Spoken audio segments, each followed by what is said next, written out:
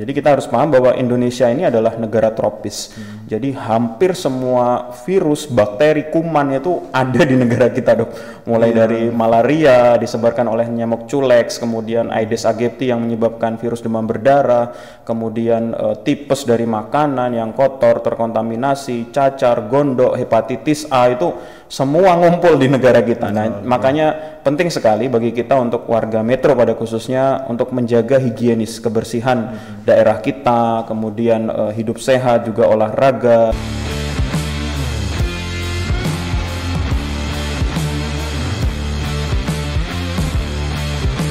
Edumi, educate, healthy and happy.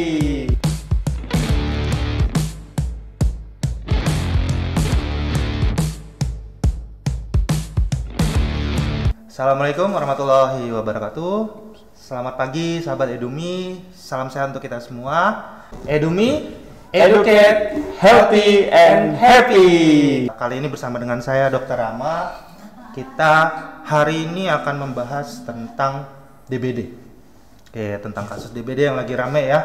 Jadi sahabat Edumi pasti udah nggak asing lagi dengan DBD, penyakit DBD. Apalagi sekarang ini lagi musim hujan, gitu ya. Lagi musim hujan, jadi musim hujan ini akan rentan sekali banjir, terjadi banyak genangan air, akhirnya tumbuhlah nyamuk-nyamuk, banyak nyamuk. Nah, salah satunya nyamuk Aedes aegypti adalah nyamuk yang membawa virus dari dengue tersebut.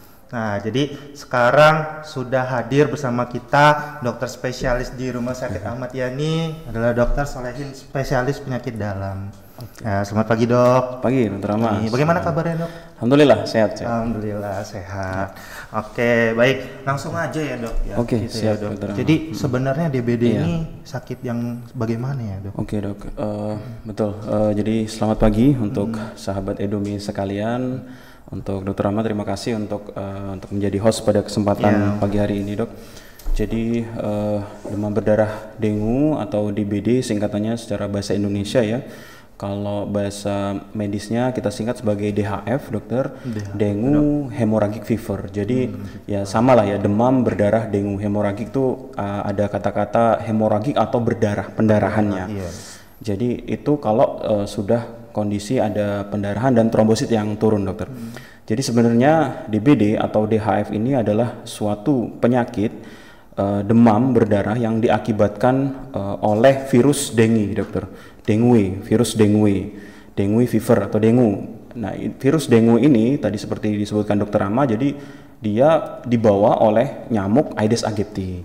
Jadi dan kita tahu bahwa negara kita, negara tropis terutama, dan negara-negara yang banyak pertanian di sana, terutama air ya, pengairan yang butuh irigasi banyak, pasti akan menjadi tempat berkembang biaknya nyamuk di situ, terutama Aedes aegypti.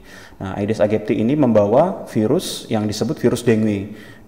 Nah, ketika menggigit manusia, jadi nyamuk ini sebagai inang awalnya atau reservoirnya, kemudian menggigit manusia, dan disitulah terjadi infeksi dan infeksi DHF atau DBD itu ditandai oleh trombosit yang turun ya dok ya. Kalau betul trombosit yang turun, jadi itu kalau sudah stadium demam berdarah dengue, jadi trombosit turun. Tapi bisa juga DBD ini tidak sampai berdarah-darah gitu ya.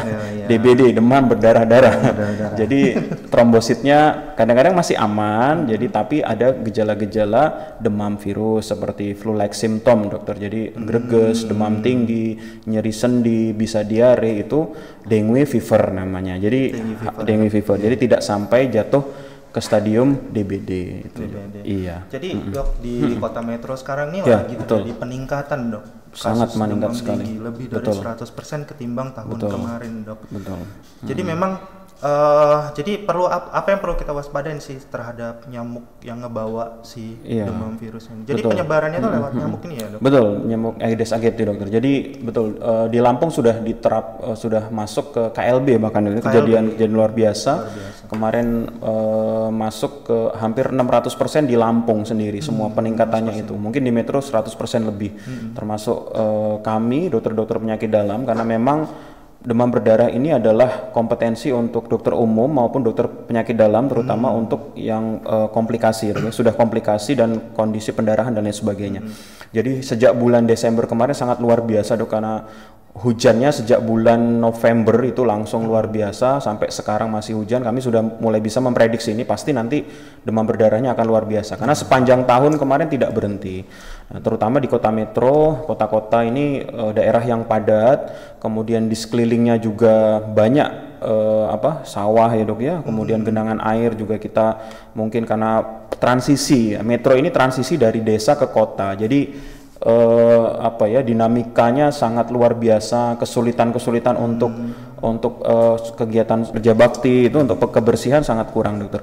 Padahal di situ pentingnya untuk kita dok, karena menjaga genangan air seperti kolam, kemudian kolam ikan, kemudian tempat makan kucing itu juga bisa menjadi tempat berkembang biak nyamuk Aedes aegypti. Jadi kita harus paham bahwa Indonesia ini adalah negara tropis.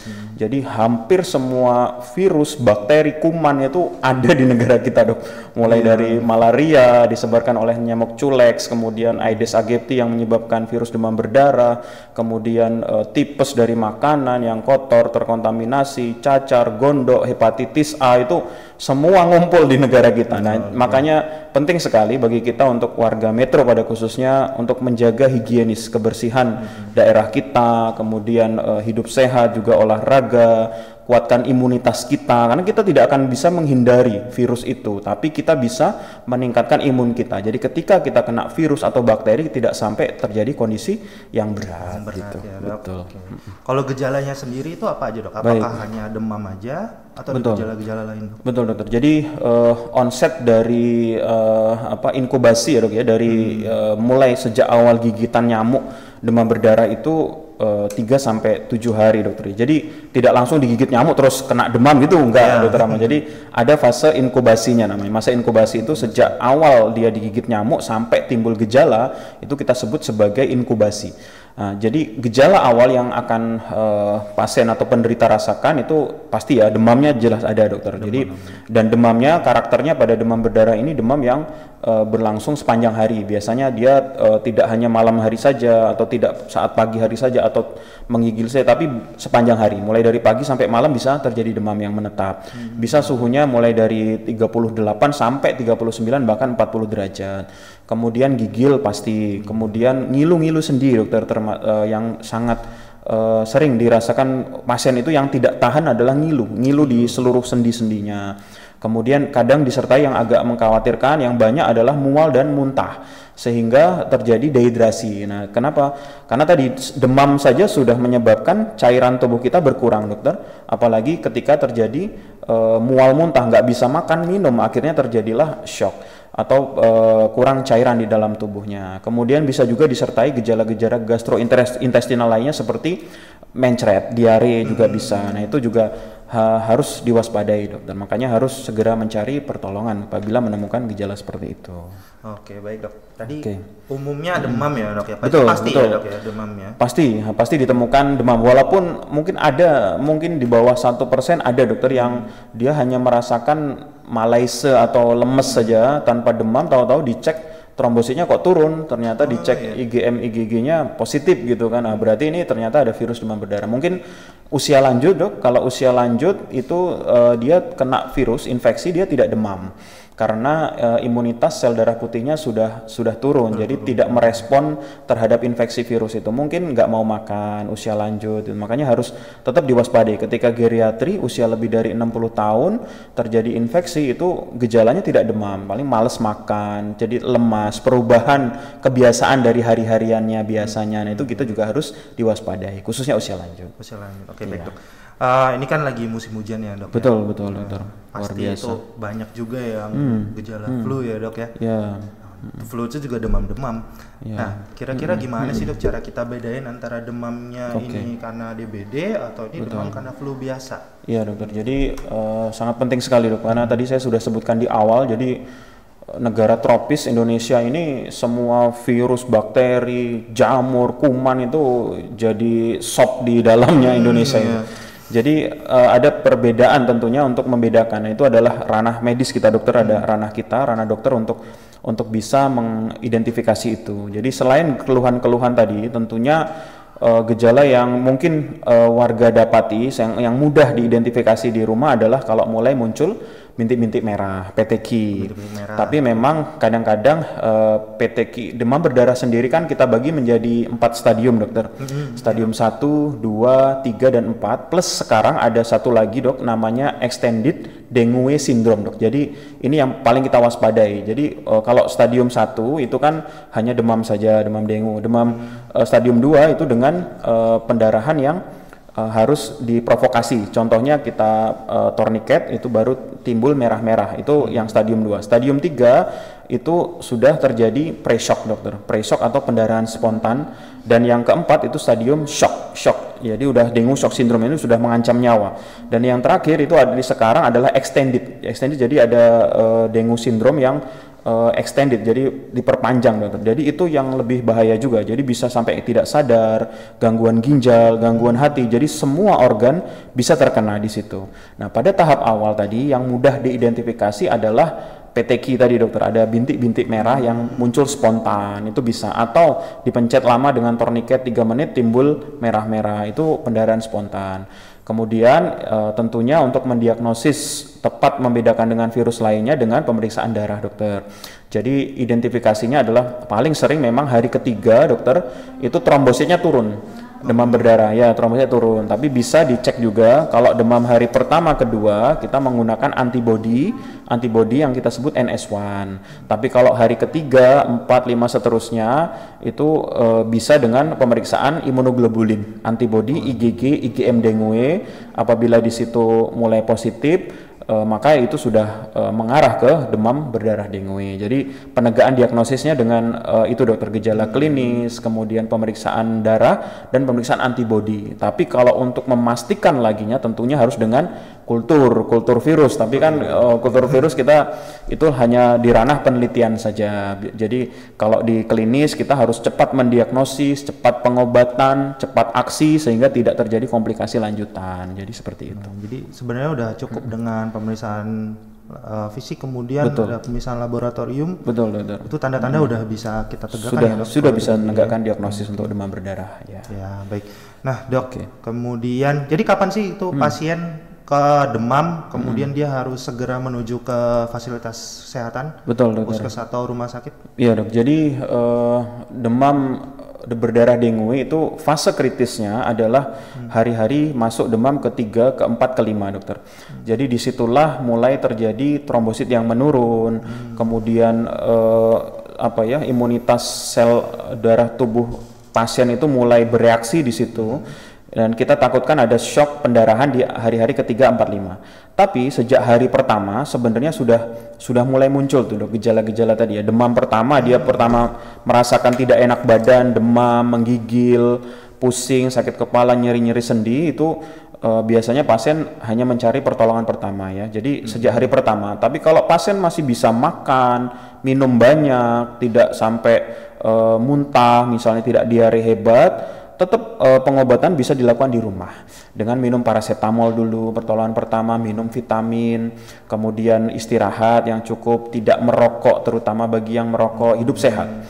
Kemudian kalau memang berkepanjangan demamnya, hari kedua, ketiga masih demam, nah disitulah letak kita untuk mulai periksa darah. Nah nanti kalau memang trombositnya masih di atas 100.000, memang kalau di panduan penyakit dalam memang itu masih belum perlu rawat inap, dokter. Kalau trombosit 100.000, jadi cukup makan minum yang banyak, istirahat, kemudian dipantau darahnya tiap 2 hari. Tapi kalau memang trombosit di bawah 100.000, kondisinya juga lemas, ya itu sudah indikasi untuk rawat inap, untuk mencari pertolongan. Terutama titik utamanya adalah demam hari ketiga. Namun jangan lupa juga, dokter, jadi tubuh kita tidak mempunyai imunitas kekebalan terhadap demam berdarah. Jadi setelah 3 bulan, dok, 30 hari setelah infeksi demam berdarah, misalnya dia kena gigit nyamuk lagi 3 bulan lagi, bisa kena lagi secondary infection. Nah makanya tetap sampai hampir sama dengan COVID zaman dulu, dokter. Jadi 3 bulan kita tidak ada imunitas. Makanya penting sekali untuk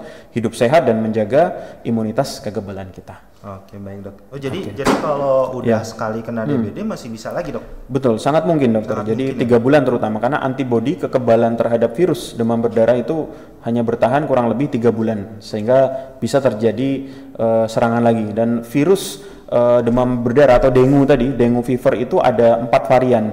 Ada DEN 1, 2, 3, 4. Jadi ketika kita misal kena virus yang satu atau yang kedua, besok kegigit nyamuk yang membawa virus DEN 3 dan 4, ya mungkin bisa lagi kena virus yang lain gitu ya. Makanya imunitas kekebalan, ya intinya virus itu akan hanya bisa dilawan oleh imunitas kita. Makanya penting sekali untuk menjaga kekebalan kita.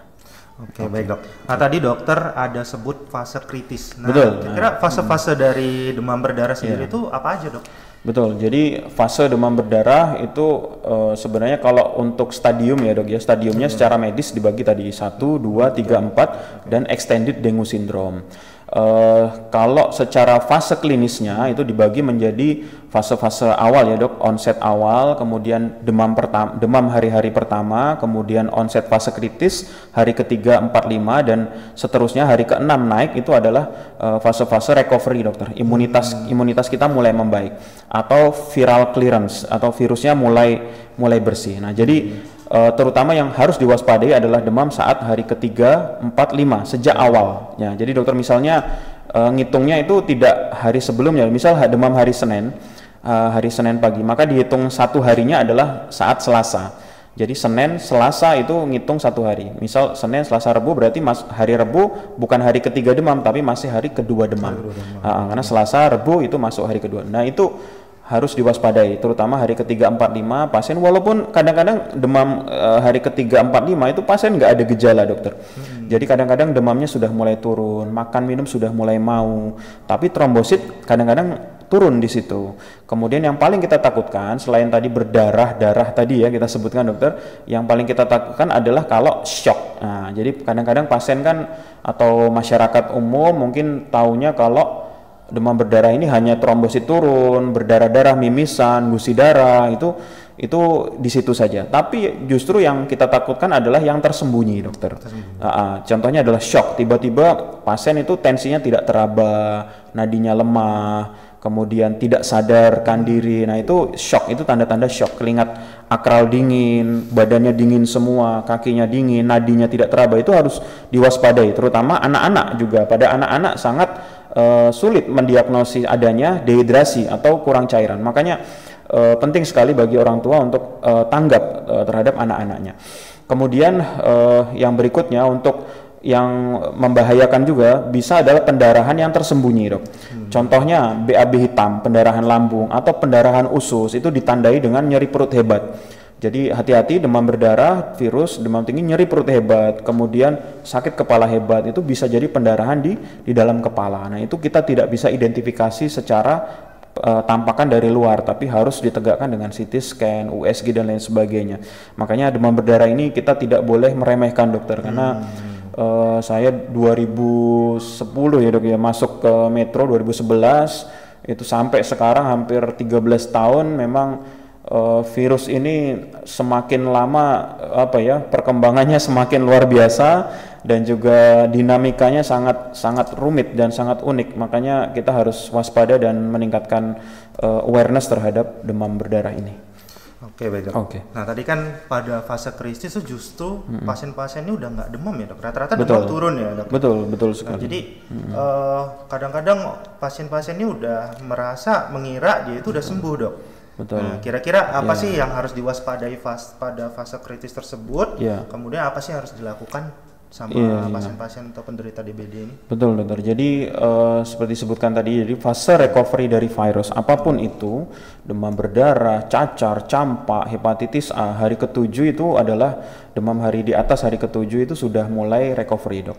Jadi ketika hari ketiga, 4, 5 kadang-kadang orang nyaman, dia bekerja kembali, kemudian lelah, capek, begadangan mungkin, kembali ke aktivitasnya semula. Yang kemudian ya hari ketiga 4 5 itu pasti sering ditemukan tiba-tiba pingsan, tiba-tiba ngedrop dan lain sebagainya. Makanya ketika masih dari awal-awal demam, kita masih belum fit betul, belum segar betul badannya, kita jangan memaksakan dulu untuk aktivitas. Kita harus memastikan dulu. Yang kedua, jangan bekerja terlalu berat, dokter. Jangan berat-berat. Bahkan virus demam berdarah ini recovery-nya sampai 1 bulan kadang-kadang, sampai 3 minggu sampai 1 bulan baru fisiknya tuh mulai nyaman pasien-pasien itu ya, mulai merasa itu. Apalagi hari ketiga 4 5 itu kalau dipaksakan bekerja biasanya ambruk ya di rumah di tempat kerjanya dia, itu harus diwaspadai. Jadi makanya harus istirahat cukup. Kemudian makan minum tetap kebutuhan minum bisa ditingkatkan, dokter, 2,5 liter sampai 3 liter dalam sehari untuk minum air putihnya itu, ataupun jus buah-buahan silahkan. Yang penting banyak cairan di situ. Kemudian makan tetap yang bergizi, tinggi protein, dokter. Tinggi protein itu putih telur. Saya selalu bilang ke pasien saya, madu, susu, kemudian putih telur, daging, silahkan, karena itu tinggi proteinnya. Karena sampai saat ini tidak ada satu obat pun yang langsung diminum langsung trombositnya naik, itu tidak ada. Jadi hoax kalau ada yang minum obat ini, obat itu langsung trombositnya, tidak. Tapi tadi ada fase recovery, virus trombositnya mulai naik, dan ada fase-fase memang tubuh sedang virus bereplikasi sehingga trombosit sedang turun. Kalau fase-fase hari ketiga 4 5 mau dikasih obat apapun, vitamin apapun, itu tetap akan turun karena memang sejatinya virus sedang bereplikasi. Jadi trombosit akan diserang oleh virus itu. Jadi virus ini menyerang 3 tempat, dokter. Trombosit secara langsung, kemudian sumsum tulang juga terdepresi akibat interferon alfa yang dikeluarkan oleh virus, dan juga yang ketiga dia menyerang hati. Trombopoietin terserang. Jadi produksi trombositnya akan sangat drop. Trombositnya diserang langsung, pabrik sumsum tulangnya juga diserang sama inflamasi peradangan, trombopoietin di hati juga diserang. Jadi trombositnya rendah sekali. Makanya tidak ada obat langsung ketika virus berkembang biak dikasih obat, mau obat yang saya selalu bilang agak lebay sih ya. Mau obat 1 miliar pun ibu kalau fase-fase virus sedang berkembang biak tidak akan mungkin naik.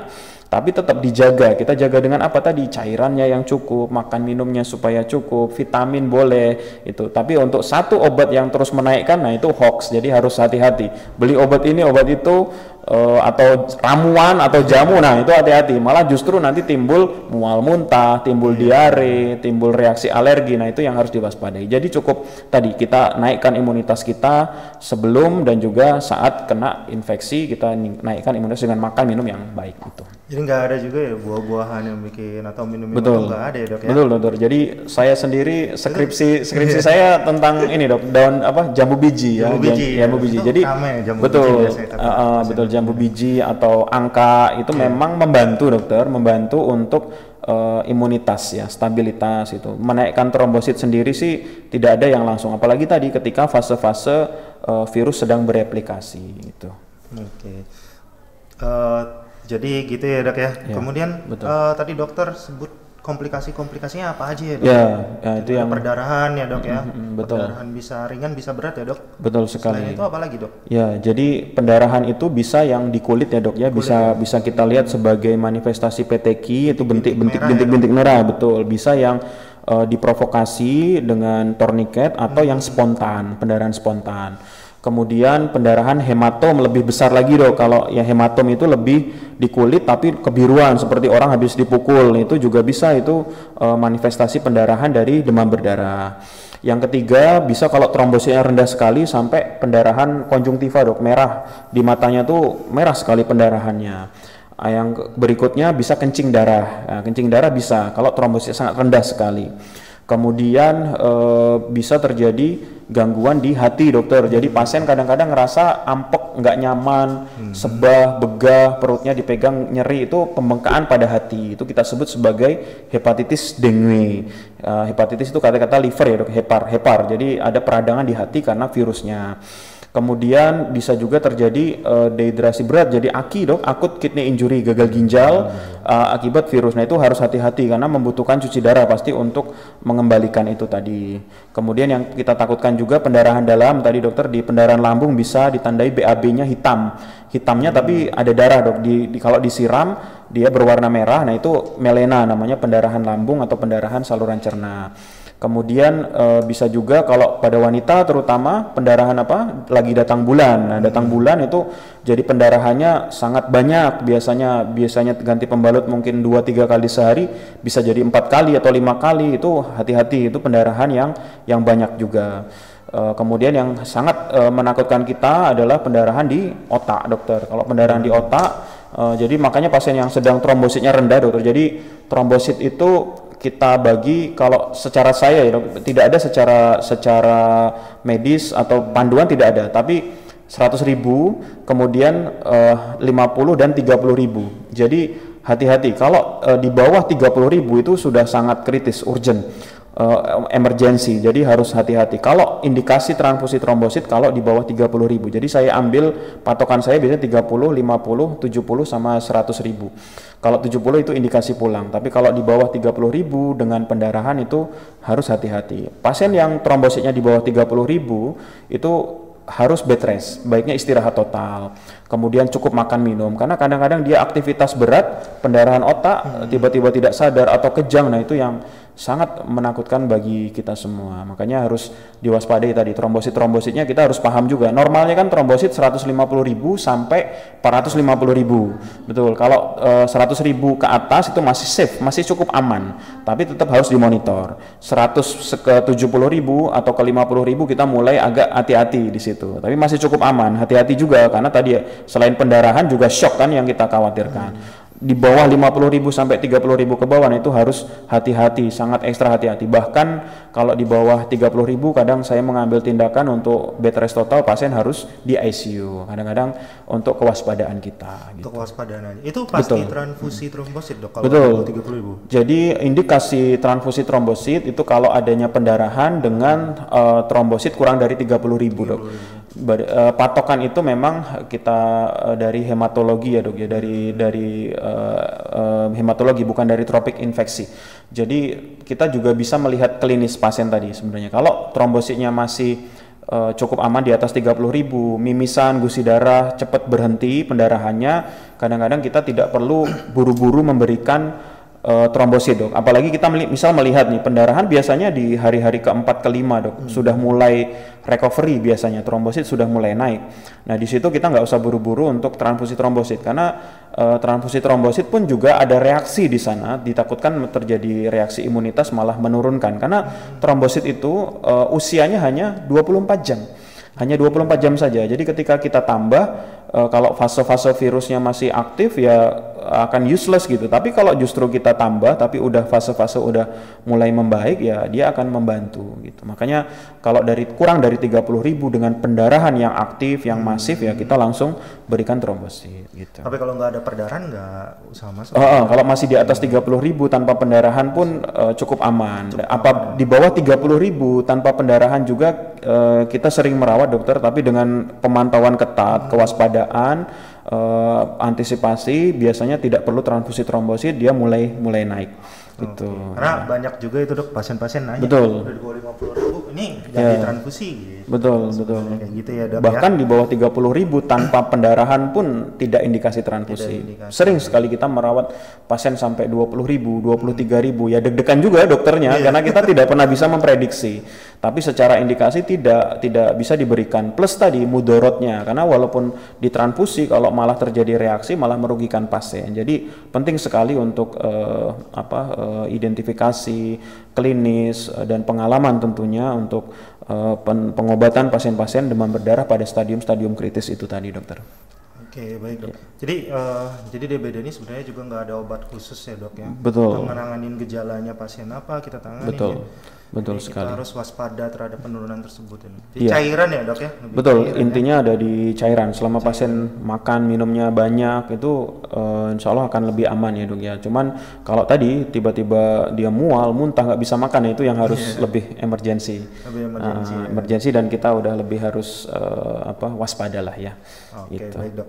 Terus jadi gimana nih dok cara mencegah DBD ini sendiri? Oke. Baik dokter, jadi tentunya mencegah dok lebih bagus ya dok ya daripada pada mengobati yang jelas. Nah itu dia, apalagi kita nggak akan mungkin bisa menghindari ya karena di negara tropis kita. Jadi yang jelas satu adalah kita dulu dok ya, imunitas kita jaga dengan rutin minum vitamin, kemudian olahraga teratur, kebiasaan yang kurang bagus seperti merokok, nyemil, makanan-makanan yang banyak gorengannya mungkin ya dikurangi ya dok ya. Olahraga lah intinya olahraga. Kemudian yang kedua tentunya lingkungan kita, higien, kembali ke sanitasi ya, higien kita harus bagus, mungkin bak kamar mandi kita harus rajin dikuras, kemudian tertutup. Sebenarnya itu hal-hal sederhana ya. Zaman saya kecil dulu, zaman Presiden Soeharto itu sering ya kita sampai anak-anak di TV sering didoktrin untuk itu, padahal itu sangat bagus sekali dokter. Jadi tutup tempat air, kemudian tempat genangan air, bersihkan tempat genangan air, jangan sampai jentik nyamuk berkembang biak. Kalau di Jakarta bahkan dok ada tim pemantau jentik nyamuk. Jadi kalau ada jentik di makanan kucing gitu aja, tempat minum kucing itu langsung kena dendanya mahal tuh, bisa sampai 200.000. Jadi saking mereka menjaganya itu di Jakarta itu sampai tim pemantau jentik. Jadi itu yang harus dilakukan. Tapi kalau kita belum ada ya tadi higien. Cuman masalahnya kadang kita bersih, tapi tetangga ya itu yang tidak bisa. Makanya butuh gerakan bersama-sama dan juga pemantauan tentunya dari pemerintah. Saya agak lupa jarak terbang nyamuk Aedes aegypti itu ada sekian meter. Jadi sebenarnya kalau lingkungan kita di satu RT itu cukup bersih ya tidak akan mungkin lompat kemana-mana, terutama dari lingkungan kita sendiri. Kemudian tentunya pakai sovel ya dok ya, kalau memang kita bekerja di lokasi yang banyak nyamuknya tidak bisa teridentifikasi, kita menjaga juga dari gigitan nyamuk itu tadi. Itu harus hati-hati. Atau pakai kelambu. Kalau zaman dulu kita malaria ya wajib pakai kelambu ya, nyamuk malaria itu. Kemudian nyamuk selain itu juga filariasis ya, dulu zaman ada di Kalimantan kan, kaki gajah itu juga harus hati-hati ya. Kemudian pencegahan itu tadi sama imunitas kita dan kewaspadaan lingkungan bersama, itu aja dok. Oke. Kalau ada juga yang semprot nyamuk yang dari biasanya kalau laporan ke desa itu ya dok, itu sebenarnya efektif nggak ya dok? Fogging ya, iya betul ya, sebenarnya cukup membantu ya, tetap kewaspadaan bersama, fogging cukup membantu. Tetap baiknya yang itu ya dok ya, waspada yang genangan-genangan air ya, terutama di rumah-rumah kita ya dok. Ya. Oke, jadi dok, ini terima kasih ya dok ya atas penjelasannya, udah sharing-sharing ilmu sama kita ya, apalagi sama sahabat Edumi. Oke, jadi sebelum kita tutup, kira-kira pesan dari dokter Solehin untuk sahabat Edumi, boleh dok? Betul, baik dokter. Jadi penting sekali terkait penyakit-penyakit yang dengan reservoir nyamuk, kemudian serangga terutama ya dok ya, di daerah kita kan banyak serangga juga ya dok. Penting sekali untuk kita menjaga kebersihan.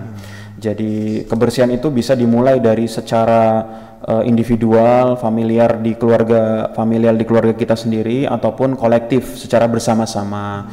Jadi pentingnya untuk edukasi juga RT, RW maupun lingkungan, terutama untuk menjaga kebersihan. Woro-woro kalau bahasa Jawanya, ketika mulai terjadi musim hujan yang hebat itu untuk sama-sama menjaga lingkungan. Kemudian yang kedua adalah tentunya menjaga imunitas kita, kekebalan kita, dan kekebalan kita tidak hanya di kita sendiri, tapi mungkin keluarga kita, suami, istri, atau anak-anak juga, untuk hidup sehat lah ya, untuk hidup sehat, olahraga, kemudian makan bergizi, vitamin, itu yang penting. Dan yang ketiga tentunya apabila menemukan gejala-gejala tadi, sedang musim-musim demam berdarah, terutama bulan-bulan Desember, Januari, Februari, hujan yang hebat-hebatnya, itu kalau ada gejala-gejala demam itu segera diperiksakan. Dan memang harus identifikasi untuk pemahaman keluarga tentang penyakit demam berdarah juga sangat penting. Selain media seperti ini, tentunya banyak kan dok ya media di YouTube, kemudian Instagram maupun media lainnya, bagi masyarakat kita untuk bisa lebih belajar lagi. Edukasi bagian dari pengobatan juga, terutama kondisi penyakit seperti ini, itu dok. Jadi pencegahan penting ya dok ya. Sangat penting sekali. Dan kalaupun udah memang kena, ya harus segera Betul. dibawa ke ini ya dok, ke puskes lah Betul, minimal ya dok. minimal Atau vaskes ke pertama vaskes dulu pertama ya. atau dokter keluarga, tapi kalau udah berat harus ke rumah sakit. Langsung ke rumah sakit. Oke. Baik, terima kasih banyak Baik, dokter Dokter atas ilmu, Sama-sama. atas sharing-sharing sama kita semua, Mas sahabat Edumi. Sebelum kita tutup, kita jargon dulu. Edumi, educate, healthy and happy. Oke, sampai jumpa di Edumi berikutnya. Educate, healthy and happy.